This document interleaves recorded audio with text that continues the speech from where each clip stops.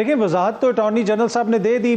جو پاکستان کی ریاست ہے، حکومت ہے، اس کے جو لا آفیسر ہیں وہ اٹارنی جنرل صاحب ہیں. ان کا موقف انہوں نے واضح طور پہ عدالت میں رکھ دیا ہے، تو میرے خیال میں وہ معتبر ہے، اور عدالت نے بھی یہی کہا کہ آپ کا جو موقف ہے ہمیں اس پہ اعتبار ہے، تو انہوں نے تو وہ موقف رکھ دیا ہے. دوسری بات یہ ہے کہ جہاں تک یہ تعلق ہے کہ جو 9 مئی کے بدقسمت واقعات ہیں، دیکھیں اس ساری بحث کے اندر یہ ہمیں نہیں بھولنا چاہیے کہ اس دن جو ہوا وہ ناقابل قبول ہے، قابل مذمت ہے، اور اس میں جو لوگ ملوث ہیں آئین اور قانون کے مطابق ان کے ساتھ سلوک ہونا چاہیے. اب یہ جو بحث چل رہی ہے کہ جی فل بینچ بن جائے، یہ بینچ بن جائے، وہ بینچ بن جائے، دیکھیں اگر یہ بحث ہوتی، انٹلیکچولی آنےسٹ بحث ہوتی، تو یہ بحث اس دن کیوں نہیں شروع ہوئی تھی جس دن چیف جسٹس صاحب نے نوٹس لے کے اتوار والے دن عدالت لگائی تھی اور ان لوگوں کی حکومت بنوائی تھی.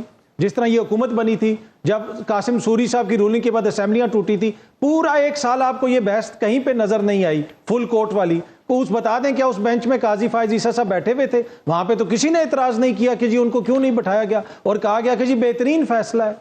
ایشو یہ نہیں ہے کہ فل کورٹ، ایشو یہ ہے کہ جو حکومت میں ہیں کیا وہ لوگ آنےسٹ بات کر رہے ہیں، کیا وہ لوگ جو بات کر رہے ہیں وہ آئین اور قانون کے مطابق ہے کہ جی ہم عدالت کے فیصلے نہیں مانتے. کل کوئی اور چیف جسٹس ہوگا، کوئی بھی شخص کھڑا ہو کے کہے گا جی ہم ان کی بات نہیں مانتے. کیا اس طرح آپ نے ریاست چلانی ہے؟ اور دوسری بات یہ ہے کہ جو فوجی عدالتوں کی پہلے مثالیں دی جاتی ہیں سیٹھ وقار صاحب والے، وہ ضرور اس میں ہونی چاہیے، بالکل اس میں سماعت ہونی چاہیے، کیونکہ انسانی حقوق کا معاملہ ہے اور اس کو سنجیدگی سے لینا چاہیے. لیکن دیکھیں وہاں پہ ایک آئینی ترمیم ہوئی تھی، اس آئینی ترمیم کس کے حکومت میں ہوئی تھی؟ چیئرمین تحریک انصاف کی حکومت میں تو نہیں ہوئی تھی، وہ پچھلی حکومت میں ہوئی تھی آئینی ترمیم.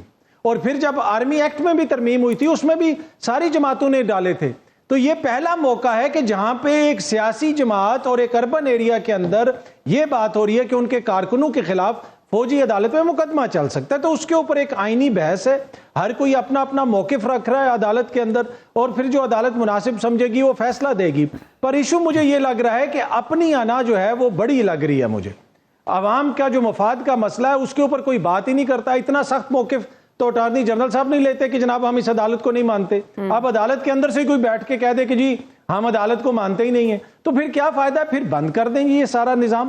اس طرح تو نظام کبھی بھی نہیں چل سکے گا نا. آپ کو کبھی بھی کوئی ایسی شخصیت نہیں ملے گی جس کے اوپر سب متفق ہو جائیں، کبھی بھی نہیں. جمہوریت میں تو ایسا کبھی بھی نہیں ہوتا ہے، اختلاف ہوتا ہے. تو یہی آپ کے ادارے ہیں، انہوں نے ہی فیصلے کرنے. یا تو آج آپ یہ کہہ دیں کہ جو فیصلہ تھا قاسم سوری والا وہ بھی غلط تھا، وہ بھی واپس لیا جائے گا، تمام فیصلے واپس ہوں گے اور ہم اس کے پری جو ہے اس چلے جاتے ہیں اس حکومت سے. تو وہ تو کوئی نہیں کہہ رہا، وہ فیصلے سارے قبول ہیں. تو جہاں پہ یہ ہو تو یہ حکومت کی بدنیتی ہے، بالکل واضح ہے. اس کو یہ کہنا کہ جی جج کنٹروورشل ہیں، اور وہ جو راجہ ریاض والی ہم خیال پارلیمان ہے وہ جو اسکینڈینیویا کی پارلیمنٹ ہے، اور جو خدا نہ خواستہ جو ہماری سپریم کورٹ ہے وہ پتہ نہیں کسی کون سے ملک کی سپریم کورٹ ہے. کیا آپ نے اس سے زیادہ ہم خیال کوئی پارلیمنٹ دیکھی؟ ان کی آپ اوڈیسٹی دیکھیں کہ یہ اس پارلیمنٹ میں کھڑے ہو کے جہاں پہ اپوزیشن لیڈر کہتا ہے کہ میں حکومت کے ٹکٹ پہ الیکشن لڑوں گا، وہ کہہ رہے ہیں جی عدالت میں ہم خیال لوگ ہیں. یار مطلب خدا را اداروں کو اتنا کنٹروورشل نہ کریں. تحریک انصاف بھی اداروں کو ٹارگٹ کرتی رہی.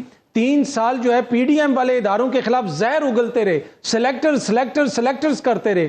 پھر اس کا نتیجہ آپ نے دیکھا. جب آپ اس طریقے سے اداروں کے خلاف زہر اگلیں گے تو کیا اس کا کوئی مثبت نتیجہ نکلے گا؟ تو پلیز سب کو سوچنے کی ضرورت ہے، اور جو عوام کے مسائل ہیں ان کے بارے میں سوچیں، اپنی ذاتی انا سے باہر نکلیں.